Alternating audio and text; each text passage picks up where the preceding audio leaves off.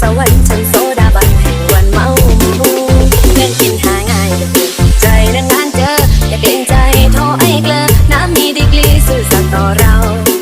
ดื่มน้ำอำพันดื่มฝันอำพรอ่อนล้นชมดาวเรื่องเด็ดบำรุงรวมเรามาเล่ามาลงสมใจ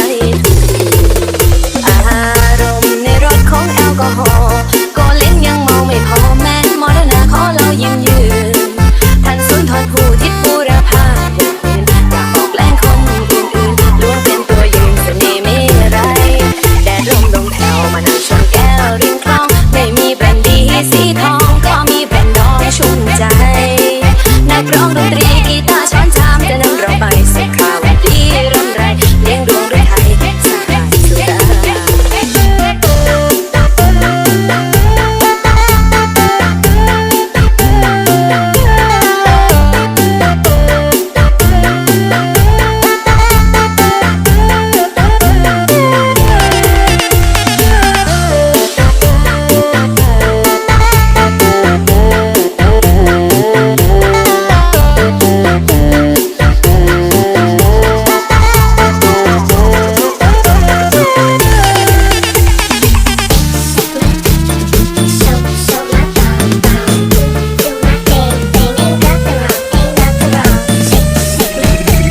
DJ Tiki Sam